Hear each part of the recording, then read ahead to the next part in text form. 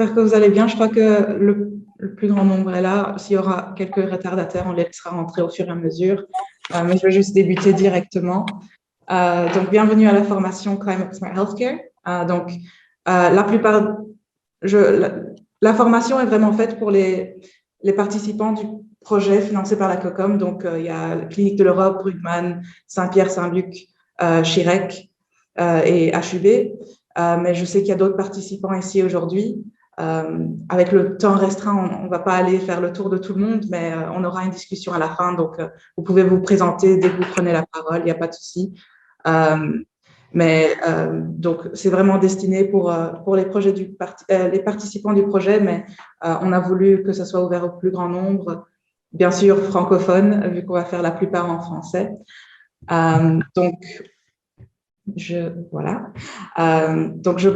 commence avec quelques petites modalités. Ça sera en français, mais on a quelques intervenants internes qui seront anglophones. Donc, en bas de l'écran, il devrait avoir un petit symbole comme celui-ci. Il y aura écrit par contre English and French, donc sélectionner français. Et on a une interprétatrice qui est ici avec nous aujourd'hui pour faire l'interprétation. Et oui, restez en mute quand il y a les présentations et à la fin, comme j'ai dit, il y aura une discussion. On aura aussi des sessions questions-réponses au fur et à mesure. Donc à ce moment-là, n'hésitez pas à mettre votre caméra, vous mettre hors mute et participer. J'essaierai de garder le timing au mieux possible. On partagera les diapositives, les ressources la semaine prochaine et on enregistrera parce que j'ai eu quelques mails de personnes qui n'ont pas pu venir. Qui auront bien aimé d'avoir la session. Donc, on sera enregistré. Et si vous avez des questions techniques, mettez ça dans le chat et mon collègue Romain s'occupera de vous. Donc, pour se lancer directement dedans, on aura une introduction de mes deux collègues sur un peu le contexte du Climate Smart Healthcare, pourquoi on travaille là-dessus. Et aussi plus spécifiquement le contexte par rapport au projet qui a donné lieu à l'outil qu'on utilise. Je parlerai de cet outil par après. Et on a une intervenante externe qui faisait partie du projet initial, qui donnera un peu son retour d'expérience. C'est Maria José Mora. Elle parlera plus tard et après on fera une toute petite pause café. On verra le temps qu'on a à ce moment-là, mais juste pour vous donner un peu de temps de vous étirer les jambes. Et puis, on parlera de l'outil en ligne. J'ai quelques exemples que ma collègue va vous donner. Et puis, Marie Loriot des Cliniques de l'Europe a été très gentille de présenter une de leurs initiatives.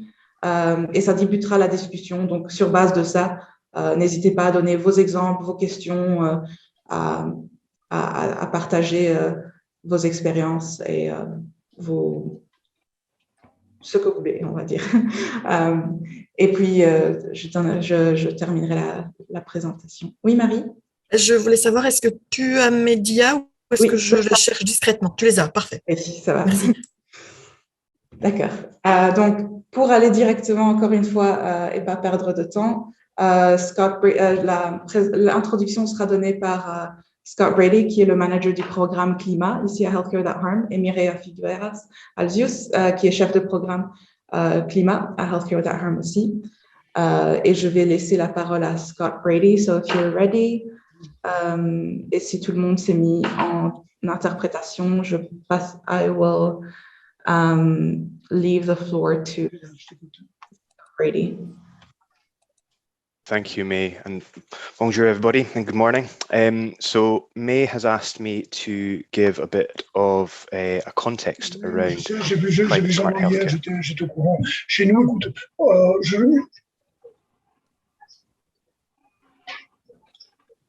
demain, j'ai le groupe de travail alimentation, groupe de travail social restaurant, syndical. Oui, pas de souci, mais je peux participer, mais je ne participerai qu'à la première demi-heure. Parce que normalement, j'ai une démo avant. Mais à la limite, j'ai des... Thank you. Ça a été évitant. Okay, so May's asked me to give a bit of an overview, a bit of context around climate smart healthcare, around healthcare's climate footprint, and so on. So I'm going to take a very kind of broad level view of this initially, and then we'll zoom in a little bit closer to Belgium too. So it's going to be very short. Really, a lot of our work starts around our climate footprint report, which we published back in 2019. So this is the most comprehensive study that's been done for the global climate, for the global healthcare sector in terms of its climate footprint. So we now know that around 4.4% of global net emissions come from the healthcare sector alone. And that includes all emissions. So that looks at scope 1, scope 2, and scope 3 emissions, and particularly the supply chain. So it includes all of those emissions that are both directly and indirectly attributable to the healthcare system. And just to put that into a bit of context, 4.4% of global net emissions, if the healthcare sector was itself a country, it would be the 5th largest emitter in the world. If we can go into the next slide.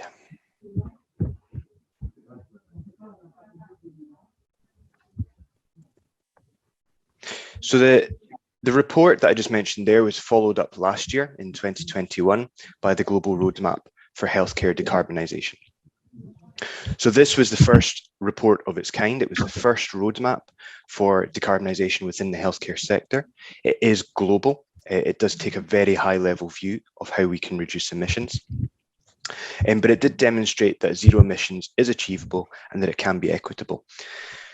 Now, looking through that roadmap, we've got a more comprehensive understanding now of what the global climate footprint looks like for healthcare. It includes more countries in the previous report, so it's 68 countries in total. And it is also demonstrating the different measures, the different things that we can do in order to reduce those emissions. So we can take things like converting our energy supply to 100% renewables, or we can convert our transport to electrified fleet and so on. And it demonstrates the different measures and how much those measures contribute towards a net zero healthcare system. Now, I mentioned that there are 68 countries that are analysed through this report. Each of those countries has its own fact sheet as an annex to this report, and that includes Belgium. So if we could move on to the next slide there.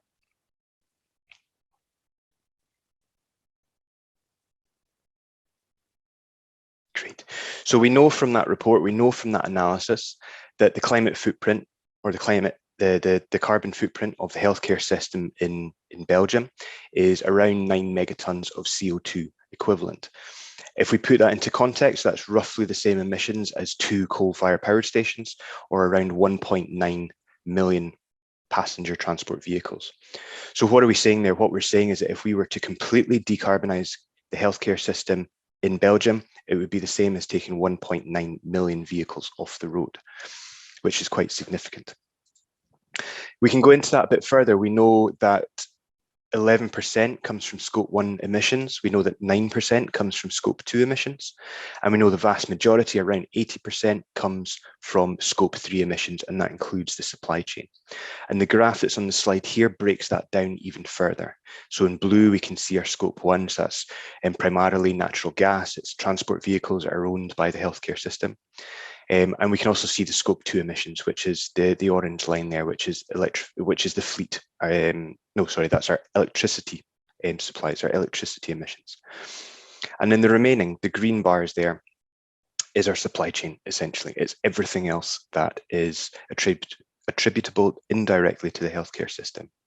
And what we can see quite consistently here, so this matches quite closely with other countries. We can see that business services, we can see that food and catering, and we can see that pharmaceuticals are pretty high up the list when it comes to supply chain emissions. And these are some really hotspot areas. So that's really just to give a bit of a snapshot for what global healthcare emissions look like, and also if we take a more magnified view on Belgium itself. And maybe with that, I can hand back over to May.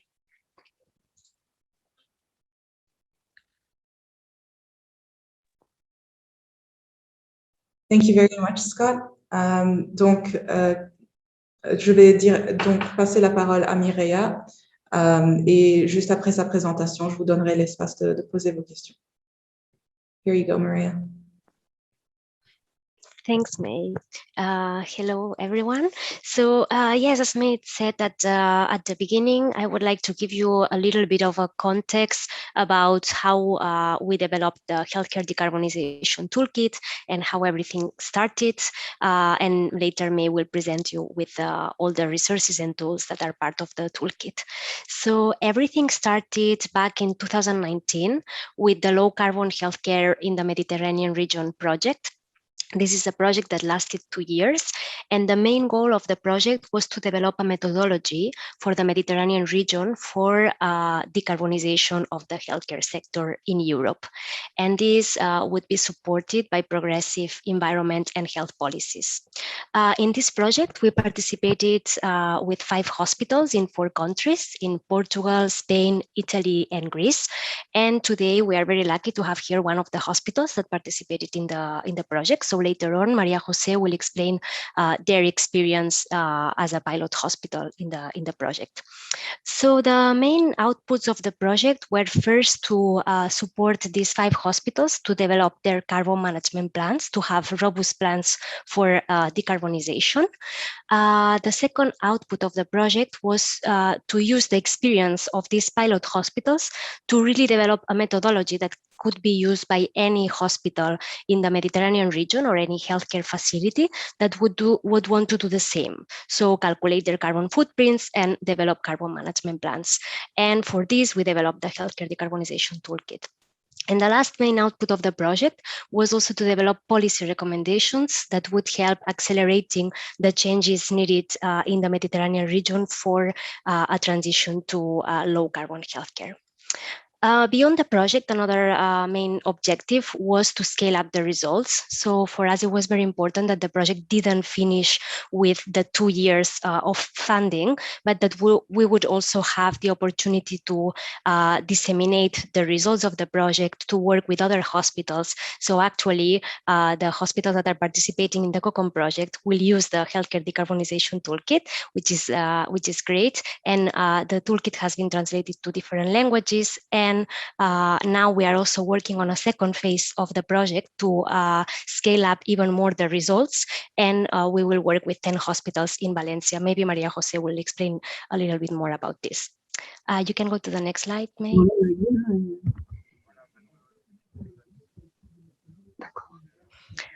May, you can go to the next slide. Thank you. Previous, sorry, I think there is a small delay. Thank you. This was just to acknowledge and to tell you a bit more about how the project was funded.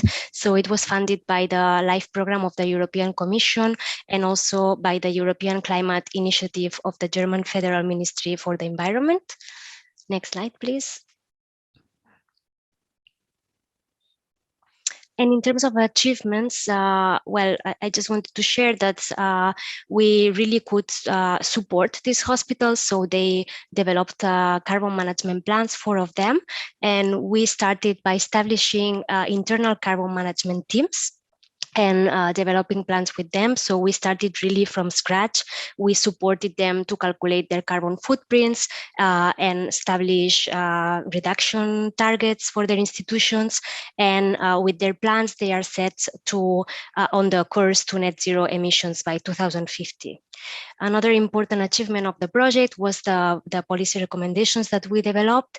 This was policy recommendations at the European level, regional level, and national level. So the policy recommendations were developed together with relevant stakeholders from the healthcare sector. And we are also now trying to disseminate them as much as possible. Another important element of the project was that we facilitated knowledge and best practice sharing. So during the project, we had different opportunities to work in workshops to develop better the skills of the staff participating in the project in terms of carbon management. But we also did a workshop, for example, about leadership, about how hospitals could engage with their management. And we also brought best practices, not only from the Mediterranean region, but also from other countries in Europe. And last but not least, The project encourages replication across the Mediterranean region through the toolkit that now May will present. So I think that's it from my side, May. Thank you. Merci. So thank you, Maria. Maintenant, si jamais il y a quelqu'un qui a des questions ou pour Mireia ou pour Scott, je serais ravie de les faire part et leur donner vos questions.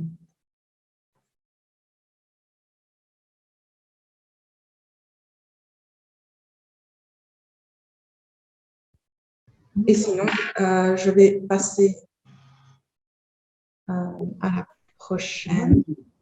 Oui. Bonjour. Non, ça va, d'accord. Donc, je vais passer directement à la deuxième partie de cette session. Et encore une fois, merci à Scott et Mireia. Mireia interviendra un peu plus tard aussi. On aura aussi, vous aurez peut-être aussi l'opportunité de lui poser des questions vers la fin. Donc, pour ce qui en est de la boîte à outils, elle a été créée, comme Mireia l'a dit, lors du projet en région méditerranéenne. Elle est composée de deux parties. La première partie est une introduction à la gestion du carbone, avec une explication des gaz à effet de serre, l'impact climatique. Elle étale aussi les différents paramètres de comptabilisation de l'empreinte carbone, ainsi qu'une explication du Greenhouse Gas Protocol, pour lequel est appuyé cet outil. Le Greenhouse Gas Protocol est effectivement un protocole utilisé mondialement et qui inclut tout secteur confondu.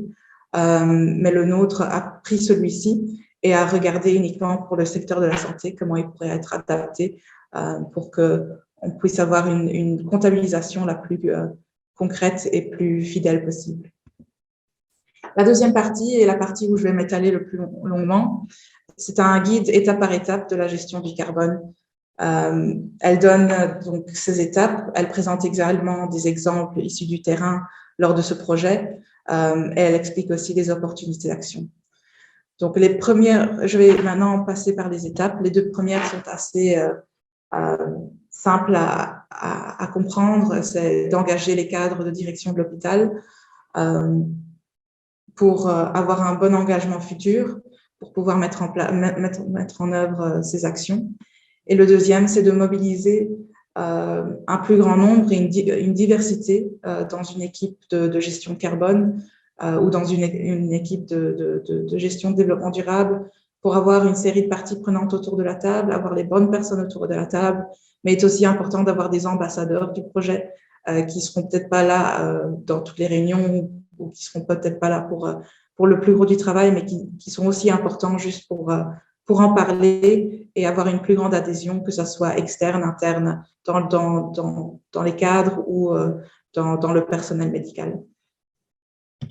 Après, on a la troisième étape qui est d'établir une base de référence. Ceci consiste à créer un bilan carbone pour déterminer son empreinte.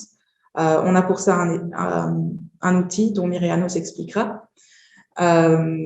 Ceci permet de fixer des objectifs mesurables, mais aussi de suivre son progrès au fur et à mesure du temps et d'évaluer si les actions qu'on prend vont dans la bonne direction.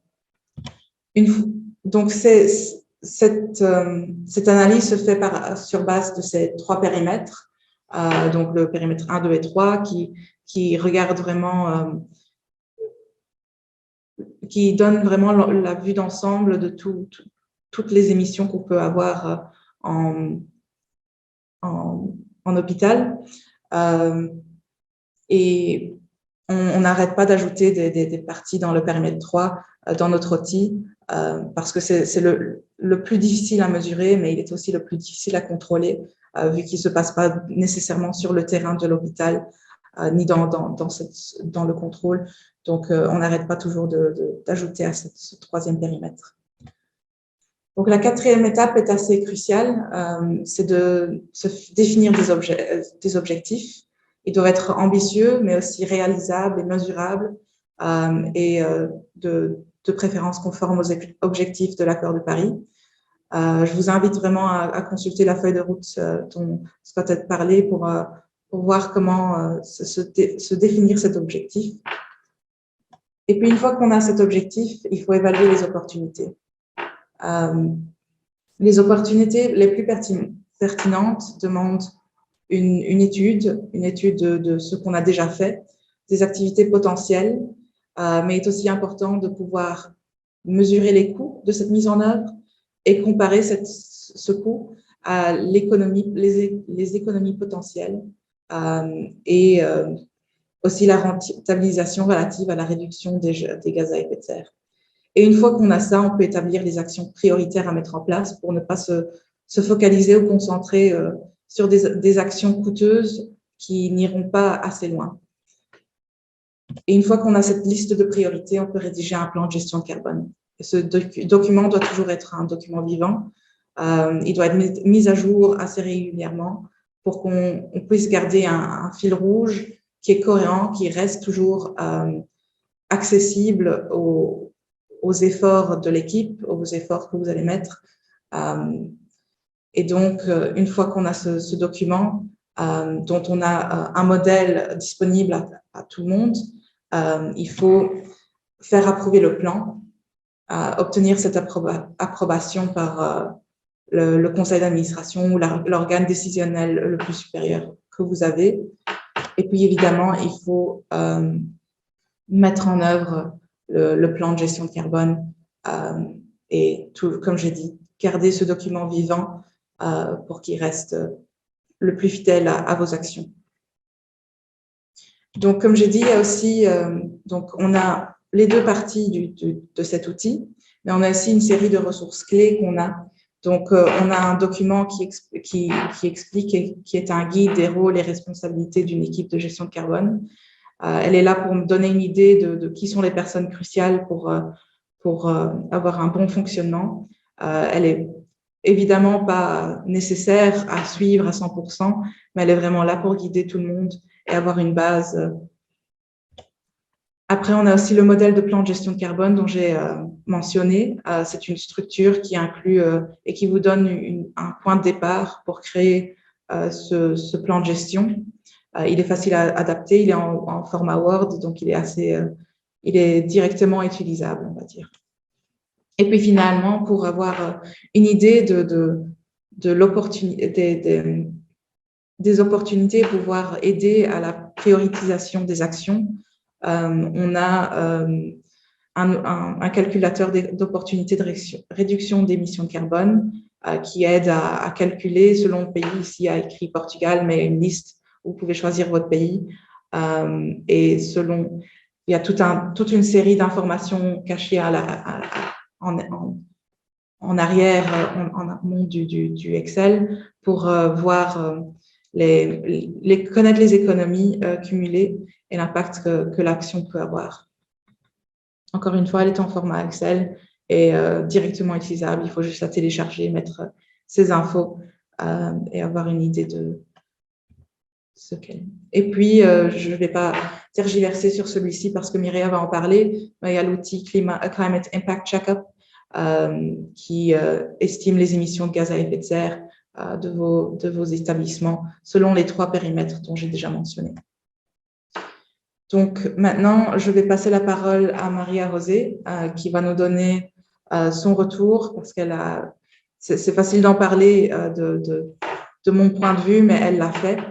Donc, je crois que son retour est assez important et a beaucoup de valeur. Donc, Maria José, je vais passer à ta présentation. Merci.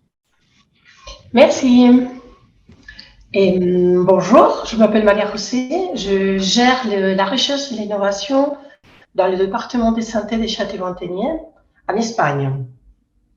Alors, je vais commencer à présenter un peu quelle a été notre expérience. Et ça a été un peu douloureuse au début, mais maintenant, nous sommes vraiment très contents. Voici l'hôpital où je travaille, c'est l'hôpital Lluís Alcanis. Et comme vous voyez, il est au milieu des rien. Il n'y a que des champs, des orangères, des jardins. C'est vraiment une région très, très chaude. Si vous pouvez passer la diapo, s'il vous plaît. On l'appelle la poêle de Valence. parce qu'il est très chaud et le climat est aride. Il n'y a pas beaucoup d'eau, il n'y a pas de pluie et les températures ils montent à un niveau incroyable. Il fait vraiment très très chaud. Alors vous pouvez imaginer les consommations des clim et toute la réfrigération et tout le dispositif, il s'abîme rapidement à cause de la chaleur. Alors la pollution que nous créons, elle est très très importante. Si vous pouvez passer la diapo, s'il vous plaît. Voilà, juste une petite description de notre hôpital. Et on atteint une population d'environ 200 000 personnes. Et nous avons qu'à l'hôpital 1200 employés, 263 lits. Et l'hôpital, en plus, dès l'hôpital, on gère 73 centres de santé basiques. Et c'est vraiment des centres de santé très éparpillés. Alors, nous avons beaucoup de véhicules qui sortent chaque matin pour donner des soins de santé, pour envoyer des médicaments dans tous nos dispensaires sanitaires qui sont éparpillés dans toute la région. Et vous continuez, s'il vous plaît, la diapo. Et voilà, ici, je voulais vous dire un peu quelle était notre situation avant de commencer dans le projet Low Carbon Project. Et quels étaient nos points forts?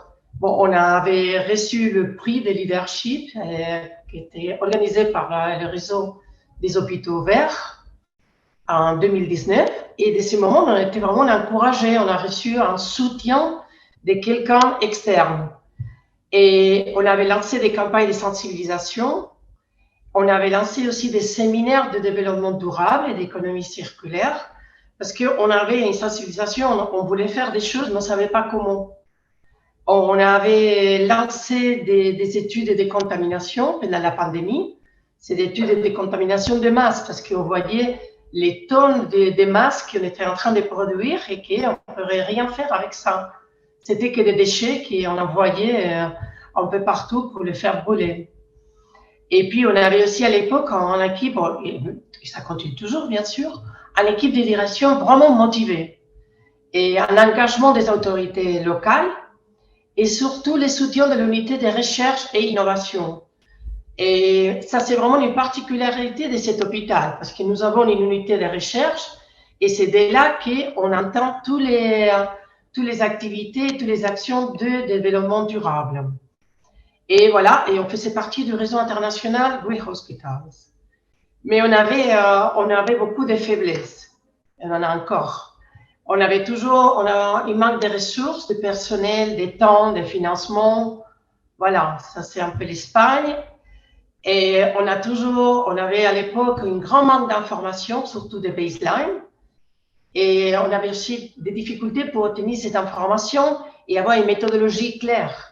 C'est pas tout à fait facile de calculer nos émissions si on ne sait pas où est-ce qu'il faut aller chercher toutes ces informations. On n'avait pas une stratégie, on n'avait pas un plan d'action, on n'avait pas des personnels dédiés à ce type de tâches, et ni la lutte contre les changements climatiques, on n'avait pas de personnel pour ça. Et les gouvernements régionaux, vous savez que l'Espagne, c'est un pays vraiment décentralisé. Les gouvernements régionaux nous disaient on n'a pas d'argent.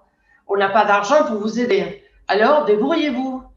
Et là, c'était un peu difficile à gérer parce qu'on voulait, imaginez-vous, on voulait changer l'électricité par combustion par des panneaux solaires. Il n'y avait pas d'argent.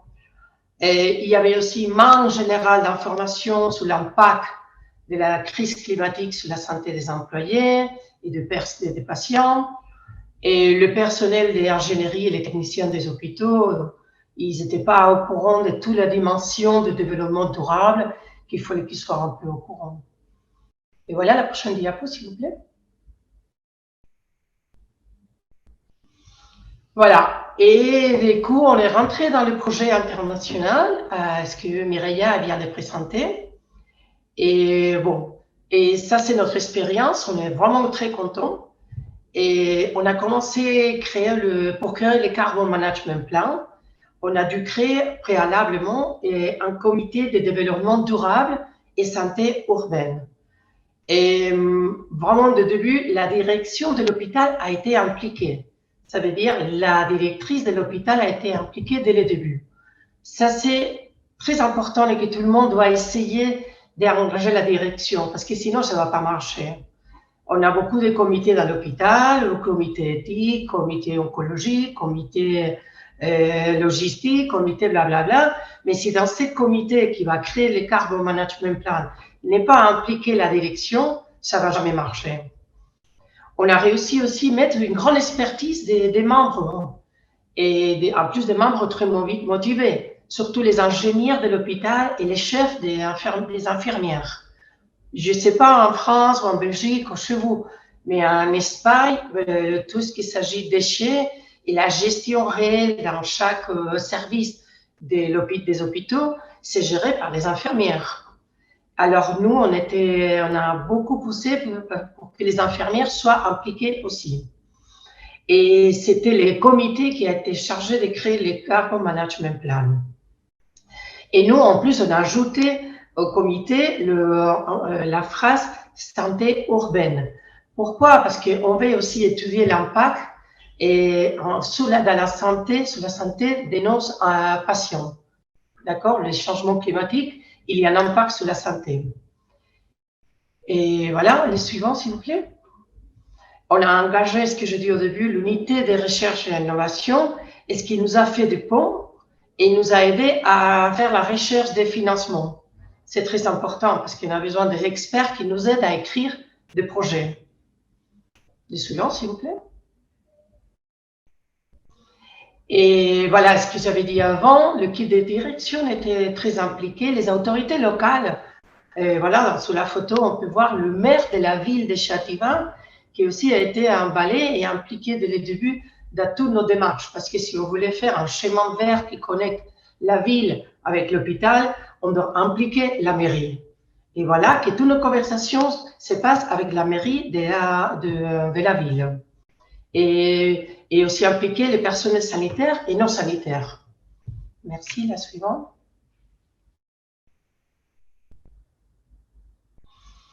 Quels sont les résultats pour le moment? On a eu le label de l'empreinte de carbone du ministère, ça veut dire que l'État espagnol nous a reconnus comme parmi le peu d'hôpitaux espagnols qui ont ce label. On a réussi à calculer nos émissions de carbone. On a créé les comités de développement durable qui a lancé, des deux comités, on a lancé 4 nouvelles initiatives. Et on a réussi aussi par assurer la participation des entreprises locales et des universités. Pourquoi? Parce que on doit innover, on doit trouver des moyens de réduire nos émissions. Et pour ça, il y a beaucoup d'entreprises locales qui peuvent être aussi impliquées sur l'innovation, sur la recherche, même sur des appels d'offres, qui veulent faire des choses sur le développement durable. Puis, nous avons obtenu un financement pour créer un nouveau système de gestion des déchets sanitaires, surtout pour les épis et le plastique. Et ça a été le premier comité de développement durable de la région de Valencia. Et on a fait une étude sur la qualité de l'air intérieur et extérieur. Et puis, on a déjà en route des projets sur l'énergie, sur la mobilité, et durable, sur les eaux usées. Et maintenant, on lance un projet d'encadrement pour aider tous les hôpitaux qui sont collègues de nous, tous les gestionnaires des hôpitaux, à calculer leur empreinte carbone. D'accord? Et ça s'appelle le Mentoring Programme. Suivant, s'il vous plaît. Et si je dois vous donner les conseils, qu'est-ce que je vous dirais? De petites astuces que je crois que Mireia a déjà soulignées. Et surtout impliquer les chefs de service dans les comités de développement durable. Et quand je parle de chefs de service, je parle de chefs de logistique, ingénierie, maintenance, infirmerie, et puis les chefs de service, je ne sais pas, surtout urgences, blocs opératoires, parce que surtout les urgences et les blocs opératoires, ils génèrent beaucoup de déchets. Et les consommations de blocs d'opération, des salles d'opération sont très élevées. Puis, nommer une personne chargée de l'organisation et de la gestion des actions Et vous pouvez créer un comité, mais s'il n'y a pas une personne en tête qui a les temps, mais la capacité de gérer toutes les actions, de convoquer des réunions, etc., ça ne va pas marcher. Et puis, bien sûr, travailler avec les réseaux des Green Hospitals. Suivant, s'il vous plaît. Et moi, je vous raconte que nous sommes très contents, mais pour le moment, on a encore des enjeux qu'on essaie d'y travailler toujours. Un des enjeux majeurs, c'est l'amélioration de la collecte des données. C'est toujours un challenge. C'est pas tout à fait facile de trouver toutes les données et ne sont pas faciles, ne sont pas toujours disponibles. Et ça implique une charge de travail extra pour le personnel de l'hôpital. Alors, quand on va frapper la porte de l'ingénieur, on lui dit on a besoin de toutes les factures de consommation électrique de l'année, peut-être il va dire oh, revenez demain, revenez demain, revenez demain, ça prend un peu de temps. Et c'est pareil, maintenant on essaie de calculer les émissions de tous les transports produits par tous les transports de nos employés. Ça veut dire que tous nos employés viennent de loin pour venir travailler à l'hôpital et on va calculer toutes ces émissions. Alors ça, c'est vraiment difficile parce qu'on doit travailler avec les ressources humaines, on doit voir les kilométrages de chaque employé et voilà, c'est pas facile, on peut dire. On travaille toujours sur l'engagement du gouvernement régional parce qu'on a besoin des fonds du gouvernement régional pour entamer des infrastructures, pour faire des green actions qui soient un peu importants. On n'a pas toujours de profils environnementaux parmi le personnel. Les personnels du système public de santé n'incluent pas de personnel avec des profils environnementaux. Ils ont besoin des ingénieurs, des personnels de maintenance, des électriciens, mais il n'y a rien écrit par rapport à l'environnement. Parfois, on trouve des personnels sanitaires réticents au changement climatique. Ils ne comprennent pas quelle est la relation entre les changements climatiques et l'impact sur la santé. Alors, on doit travailler beaucoup sur la sensibilisation. Et comme toujours, je pense que c'est pareil pour vous, la manque de temps, l'insuffisance de personnel et la manque de budget. Et la prochaine diapo, s'il vous plaît. Voilà, ça c'est une liste de petites actions qu'on avait écrites sur notre plan d'action. Et ça a été écrit, ça fait, je crois que 2 ou 3 ans. Maintenant, on a ajouté de nouvelles actions qui ont été issues de notre comité de développement durable. Et c'est des actions qu'on a définies jusqu'à l'année 2030. On s'est mis par vue le 2050, mais quand c'était très loin, on se dit d'abord, on va réduire nos émissions d'ici au 2030 à 30%. Et puis, on verra, notre objectif, c'est d'émission zéro. Mais étant donné tous les changements des politiques, des gouvernements, des gestionnaires, des directions, on ne pouvait pas assurer un si grand délai. Donc, du coup, on a dit 2030, 30% de réduction des émissions de CO2. Et voilà. Et la dernière diapo. Et c'est tout de mon côté. Si vous avez besoin des conseils ou contacter avec moi, je peux vous laisser mon contact et je suis toujours disponible pour vous aider. Voilà, merci. Et voilà, mon contact, il est là. Merci beaucoup, Marie-Rosée. C'est vraiment gentil d'avoir voulu présenter aujourd'hui. Donc, si jamais il y a des questions pour Maria déjà maintenant, je vous laisse la parole. Sinon, comme elle a dit, vous avez son contact pour le futur.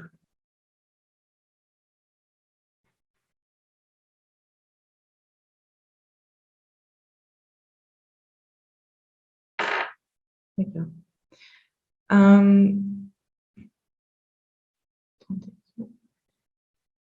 Effectivement, Marie, c'est vraiment un beau projet et ils ont vraiment fait un travail phénoménal.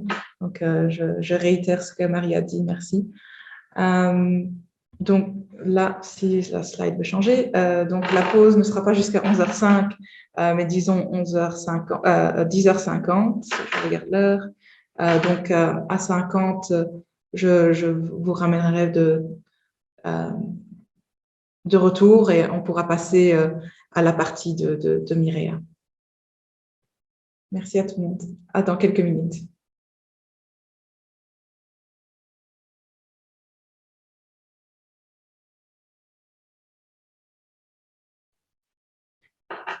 Donc, je vais commencer à tout doucement ramener les gens de retour. J'espère que vous êtes tous là. Donc, maintenant qu'on a eu la pause café, je vais redonner la parole à Mireia. Mireia va parler du coup de comment utiliser l'outil de mesure d'impact climatique. Elle nous parlera de l'outil web et puis je l'interromprai très rapidement juste pour basculer vers la discussion. Et là, elle nous donnera quelques exemples d'études de cas qu'on trouve aussi à côté de cet outil. Et ça nous lancera dans la discussion. Et de là, Marie Loriot des cliniques de l'Europe nous parlera aussi de son projet. Mais pour l'instant, je donne la parole à Mireia. So, Mireia, here you go. Just tell me what to change. Thanks, May. So yeah, as May said, I will present you with a bit more detail our climate impact checkup tool. Next slide, please.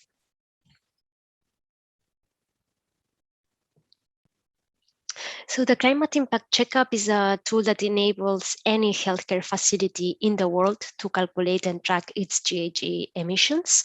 And the tool estimates these emissions from healthcare institutions by using data primarily from energy consumption, transport, waste management, and gases relevant to the sector. You can find two types of tool. One is online, so you can work directly online in a web-based tool and submit your data. And the other one is offline. So you also have the possibility to download the tool, and it's actually the two tools are, in terms of content, are exactly the same. And when you download the tool offline, it's an Excel that you can work offline, save it, and share it with colleagues in case it's necessary. Next slide, please. This was covered already somehow by May, but I wanted to share with you which emission sources you can calculate with the tool. So here you can see the different scopes and what you can include. And of course, this is a tool specific to the healthcare sector. So for example, you will see that it includes emissions from anesthetic gases, for example, under scope 1, or for scope 3, it includes a way to calculate the employee commuting or the patient commuting. So here you have an overview. We will share the slides so you can take a look later. But I also wanted to mention, as May said, that we are working to keep including more emission sources. So this is like being added over time. So we constantly try to update this. And now, for example, we have worked to include extra emission sources from the supply chain. And this is calculated on spending estimations, while the other emission sources that you can see in the screen are calculated with emissions factors. So we are adding, as we work on the tool, new emission factors and new emission sources. So just to let you know where we are with this, because as was said during the meeting already, scope 3 is very important to calculate and has a very significant contribution to the carbon footprint. Next slide, please.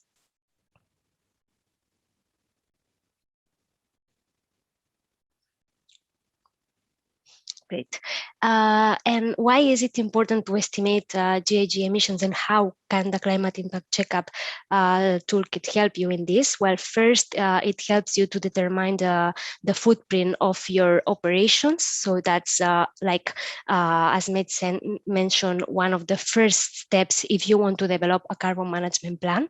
Having your carbon footprint baseline will also help you to pinpoint priority areas. So to identify where your emissions are coming from mostly, so that you can really establish actions with like a priority. And then you can also design effective carbon management plans tailored to your needs. So for all of this, the Climate Impact Checkup Toolkit can help you. It's designed to be very intuitive, and it also has, in addition to the Climate Impact Checkup, tool itself, we also have developed certain guidelines or the toolkit that may present that can help you and can support you to use the tool. So it's not only the tool, but it's also like all the guidelines that accompany the tool that will help you in all this process to develop and calculate your carbon footprint. Next slide, please.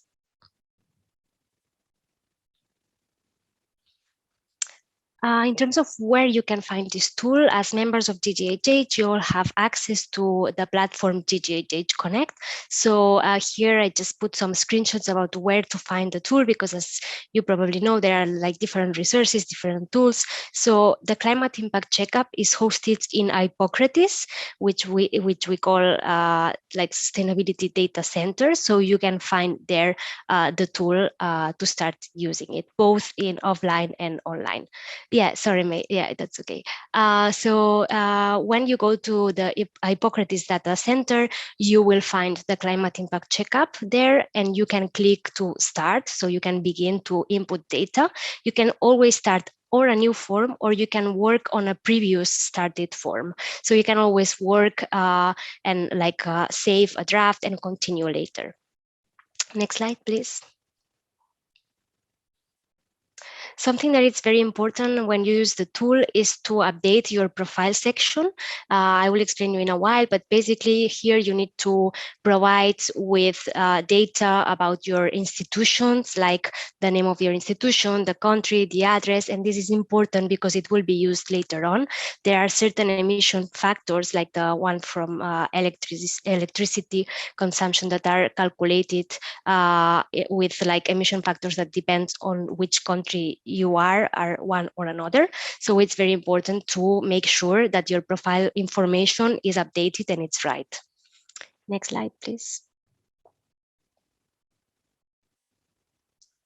And in this profile section, you will also find other data that you need to give, such as the number of employees, number of patients, number of occupied beds, or the surface of your institution. And this is important because the tool, besides calculating the emissions of your institution, it also gives you some indicators. So this data is also important so that at the end, you can have the indicators updated as well. So ideally, you should update this every year. And at the end, once you have submitted the data, you will see that there are some indicators that are automatically calculated. For example, emissions per bed, or emissions per patient, or emissions per employee. And this will help you also to compare yourself with other institutions. Next slide, please.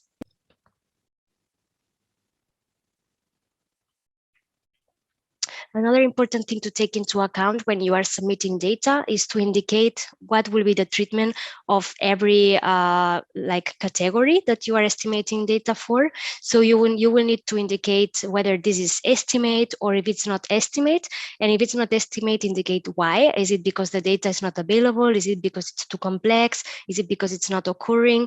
And this will help you to understand better your data and to work on improving your data in the following years, but it will also help us to understand where there are certain difficulties to get data or to calculate emissions, so that then we can also continue to improve the guidelines and to give you the right direction about how to calculate certain emissions. Next slide, please.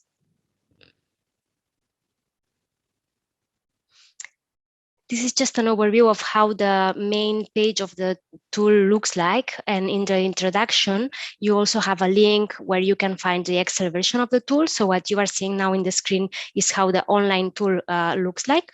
And here you will need to select the year of the data that you are reporting against. So this is very important because, for example, it cannot be the current year. It needs to be a complete year for which the data is complete. So here you will need to select for which year you are reporting, and also estimates are done on an annual basis. So that's why data for a complete year is required. Next slide, mate. Something that I personally find quite interesting and that we added recently is that you can use the checkup to report data, so to submit a report of your carbon footprint every year.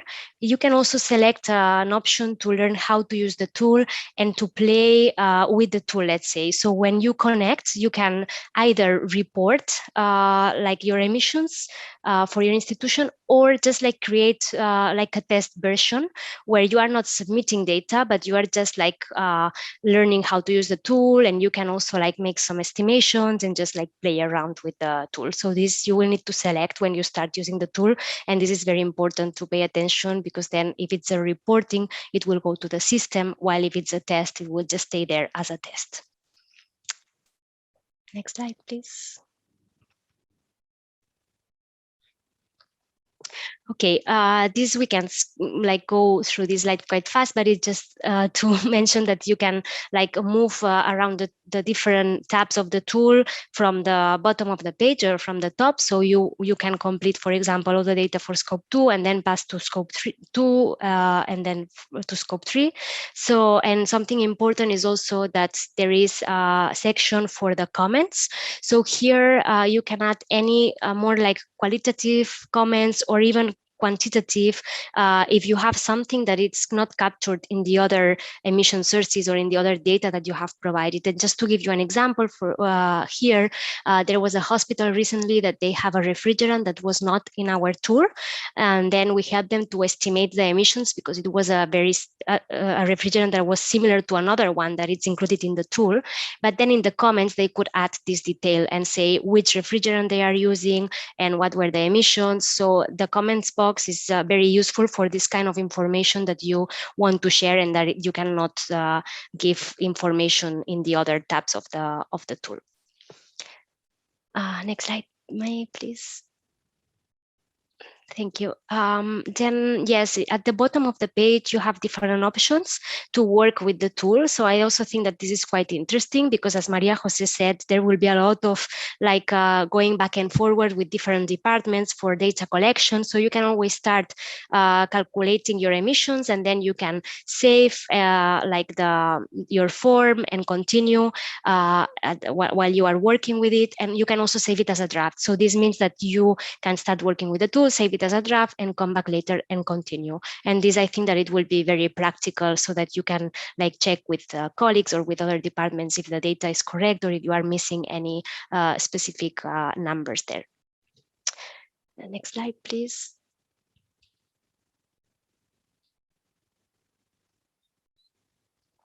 Yeah, this is just a bit a repetition of what I said, but something also like very practical that I wanted to mention is that when you are part of the platform, you can have different kind of roles. So it might be that in your hospital, there are 2 people that have accounts in GHH Connect, in Hippocrates, and you need to check very well what is their role in the team, because it can be that they are administrators, which means that they will be able to submit data and review it, or they can be editors. If they are editors, they will only have the power, let's say, to submit data, to include data in the tool, but not to submit the final form.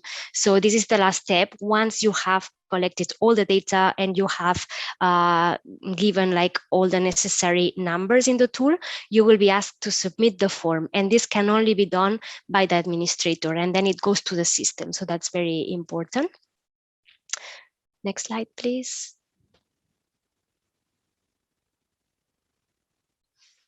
And then once you have submitted all the data, here comes the what I would say the most interesting part is that you will have a GHG inventory. So you will have results that you can download in different forms. So the tool creates automatically kind of a report where you can see a breakdown of the emissions by scope and also by emission source. And it will also produce some graphics and pies and charts that you can also compare across the years.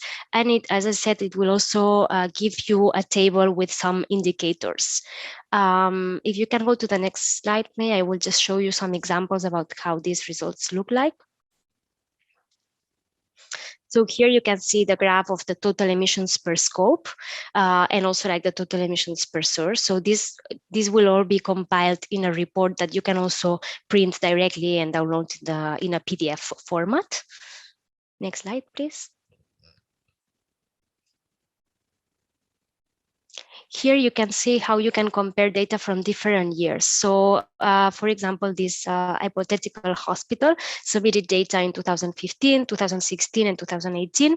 And here you can see very quickly how is the evolution, let's say, of their emissions. So this will also be produced automatically. So here the good thing is that you can report for different years. So once you start with your baseline, you should report every year, and you can have like this image and like this graph and compare the emissions over the years. And something that it's also like quite interesting, I would say, is that you can also compare your emissions with other similar institutions. So as I said at the beginning, this is a global tool. So here you can see a map of all the submissions that took place during the last couple of years. And then you can compare your institution with the average of your country, let's say. So for example, if there are different hospitals in Belgium that are using this tool, you could go to this graph and see how your institution is doing compared to the Belgian average. Next slide, May.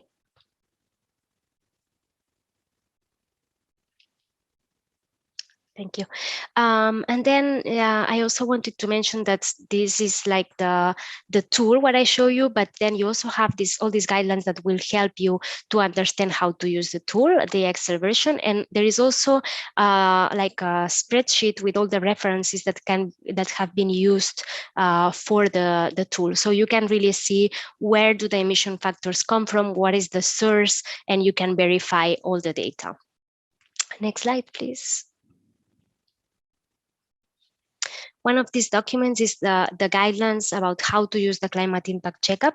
And I really recommend you to take a look at this because it's quite detailed, and it shows you like from it gives you some basic concepts like what does carbon footprint mean. There is also an introduction, what are GHG gases and how to estimate the emissions.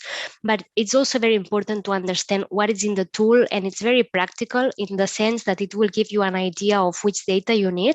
Or for example, in some cases, you might need to convert the units of your data because as this is a global tool, there might be countries that use another kind of unit for certain data. So this guideline will give you also ideas about how to do these conversion factors and how to have the data in the units that you need for the tool. So I would really recommend to download this guideline and take a look at it if you want to use climate impact checkup and have it as a first step to familiarize yourself with how the tool works and what data do you need.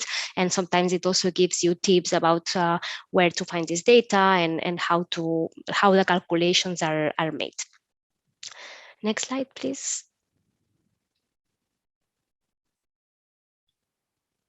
Okay, yeah, that was the last one actually. I think that then that's it from my end, and don't hesitate to come back to me either now or later for some questions. And we also have resources that can help you. And yeah, I'm here. Thank you.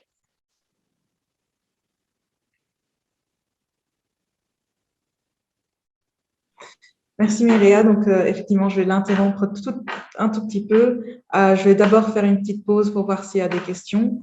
Sinon, je lui redonne la parole directement.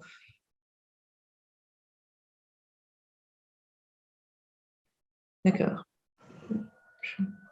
Bonjour. Oui, bonjour. CHC, nous avons une question.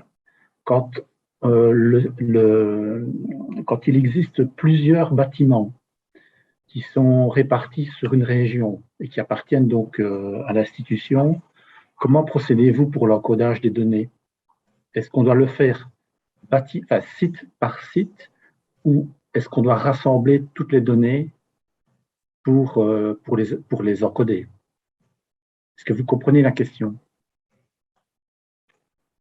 Maria, you're on mute.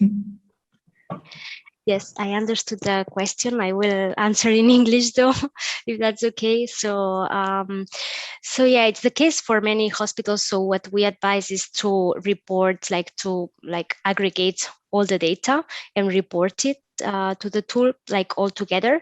But it also depends on a case by case. So sometimes we can also set up different accounts for a healthcare system. So then you would have different accounts. But for now, the tool doesn't aggregate data. So you would always manually have to aggregate all the data.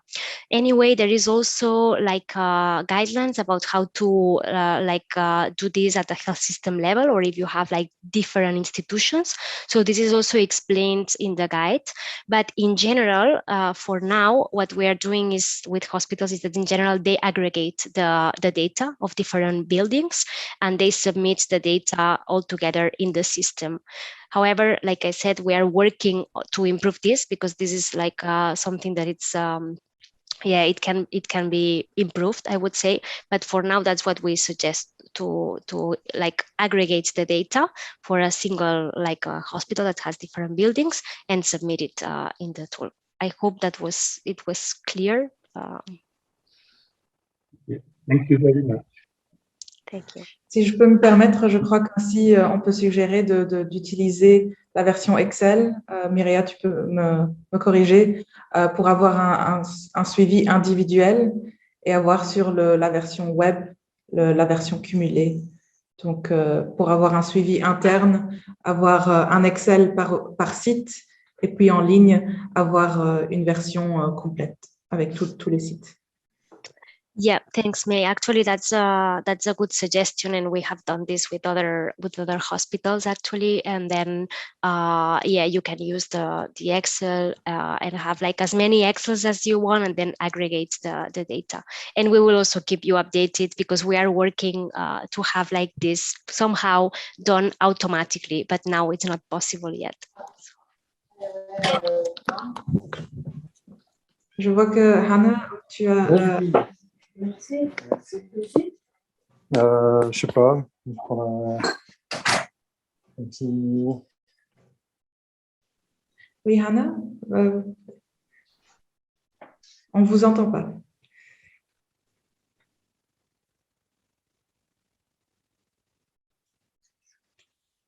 Non, je ne sais pas si c'est juste moi ou. I also don't hear anything. Peut-être elle peut poser sa question dans le chat.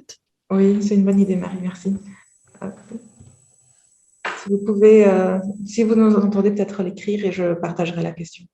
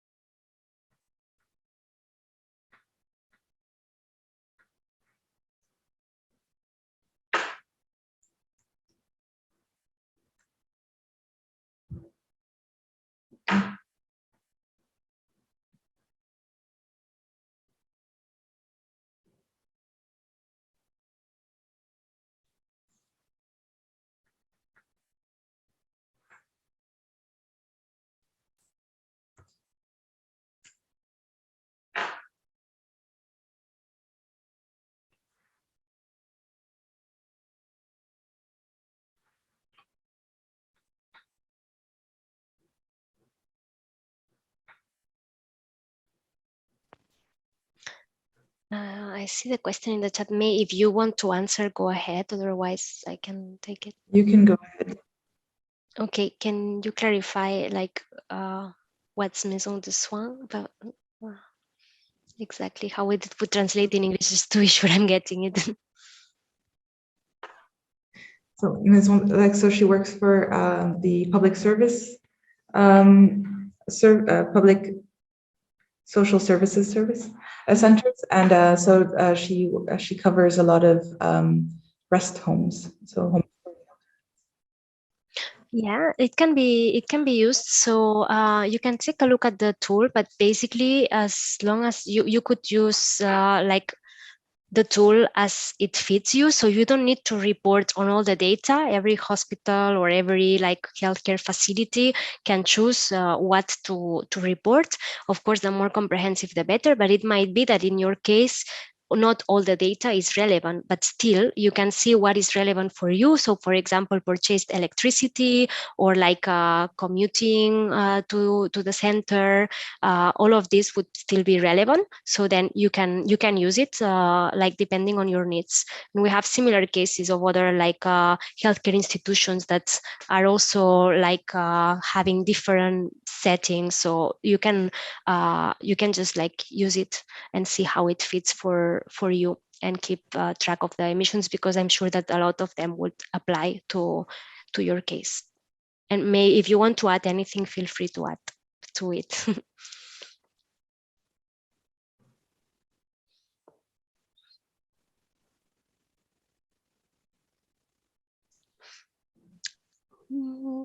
Okay, I think I get the question, but I'm not, yeah. So the question is, can the tool be used and be pertinent if you're using it in the tertiary sector, so for example, administrative buildings? So I think it's a bit the same. So you will need to see what is like relevant, but it can be used, of course. It's just like taking into account what is useful for you. And then if there would be emission factors that don't apply, just like don't use that once, and maybe put it in the comments. So at the end, the tool is meant to be useful for you. So you are the best one to see if it really applies to your context. But I would suggest take a look at the tool, see if it's like relevant, but you can use it. Maybe here the challenge would be again how to aggregate data and different sets of data if this would apply. So I would see this maybe the challenge. But as Met said, you also have the option to download the Excel and work like with different versions of the Excel, and then aggregate data to have an overview. And in some cases, we can also work to see what would be the account system in the platform that would work better for you. So I think it's possible, but I would also need to see a bit more in detail, because so far, at least here in Europe, I don't have an example in mind that it's similar to this one, which doesn't mean that it doesn't exist, but we can look maybe a bit more on this issue or this like example later on, May, if that sounds okay.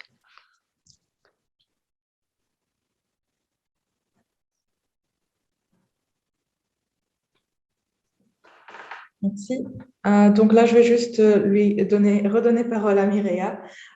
Donc, dans la discussion ouverte, j'ai voulu ramener quelques exemples. Je lui ai demandé d'en ramener du projet qu'elle a tenu l'année passée et l'année d'avant. Donc, elle va en parler. Et après, je passerai la parole à Marie Loriot. Donc, voilà, Mireia. Hop, je change ça. Yes, so I guess just like continuing a bit with the case studies from the project that we presented and that Maria Jose shared with you. First, a reminder that as members, you have access to like a quite comprehensive list of case studies. So this is a library that it's also in DGHH Connect. So if you click in like case studies, you will find all the list of these case studies, and you can filter by topic. So for example, if you are looking at energy efficiency, so you can like search by topic, and you will get like the case studies that all around the world about energy efficiency. And you can also filter by date, so to see the newest ones, and you can also filter by country. So this is all available, and I think that it can be very interesting maybe when developing your sustainability plans to see what examples exist. The next slide, please.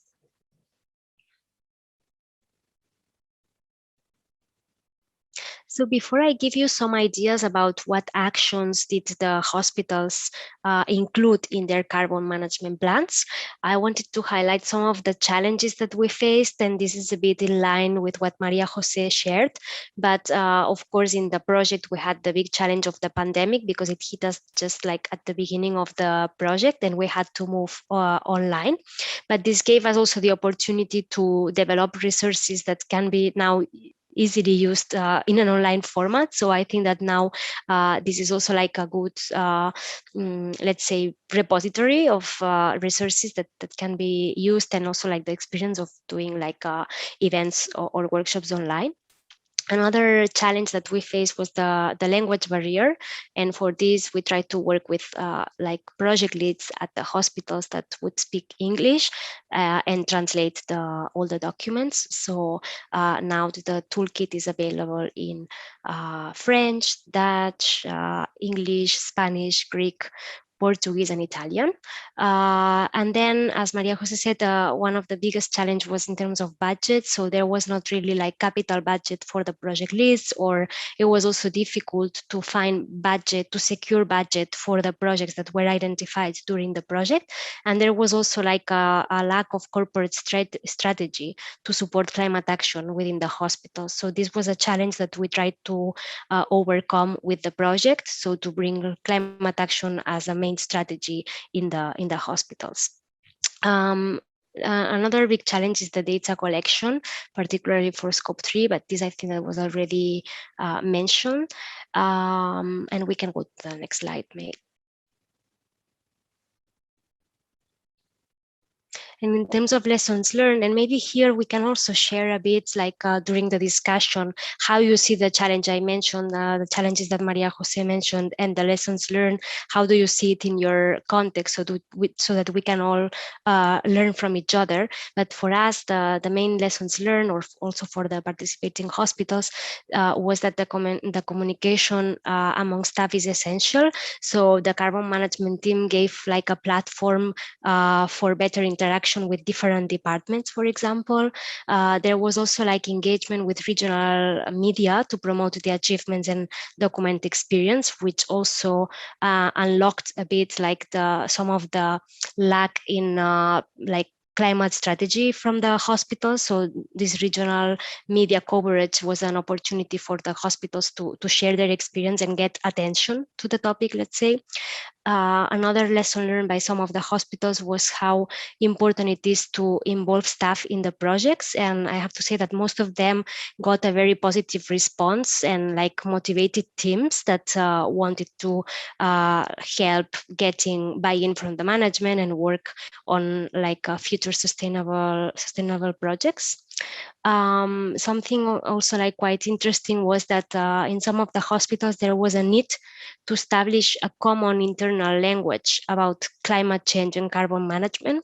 Since this was quite a new topic, not everyone had the same idea of what is climate change or what is carbon management. So there was the need to discuss this with staff and arrive to a common understanding about what these topics are about, and what is the hospital doing in terms of like climate change actions. And then another like important lesson learned was how important it is to identify key partners. So not only in the hospital, but also like other like key partners that can support you, like well, in our case, Healthcare Without Harm Europe, but also like regional health authorities or other hospitals that might help you in the process of developing a carbon management plan. I think the next one, it was already mentioned by Maria Jose, but then also like something that was highlighted as a lesson learned was that working closely with the finance department is crucial, because this will make sure that finance doesn't hold back your project, and that you will also have this like communication with the finance team during the development of the carbon management plan. So this was just like to give you a bit of an idea of what were the challenges and the lessons learned. And then if we move to the next slide.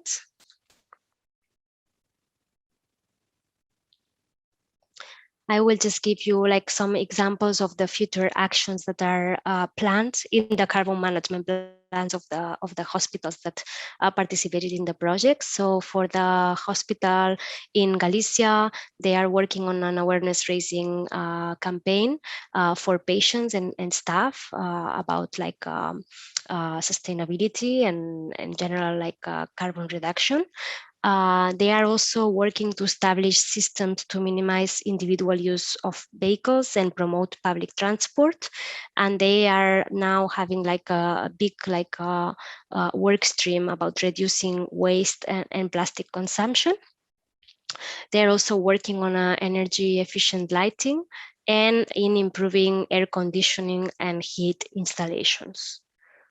Next slide, please.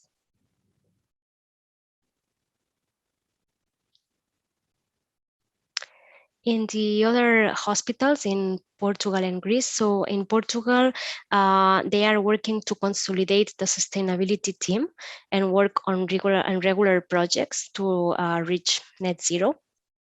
So they created the carbon management team for the project, but now this team is really like the sustainability team of the hospital, and they will work not only on the carbon management plan, but also on other sustainability projects in general in the hospital. And they are also working on energy efficiency, and also they have a very important project on reducing emissions from anesthetic gases. And for Greece, they are working a lot as well on energy efficiency. They are also starting to see how they can grow the electric vehicle fleet and how they can improve waste management. So these are just like some of the activities that they identified as priority, let's say, for the first years, but of course they are working to identify more activities. And if you want to know more about their experience in the project, their plans, their carbon footprint, their targets, their challenges, like anything about the project, everything is summarized in a case study that you can find in the repository I mentioned before. So there is one case study for each of the hospitals that participated in the project. And I think that's what I wanted to share for now, but I guess that now we will have the discussion. So also if you have any questions or you want to add something to my presentation, just feel free. Thank you.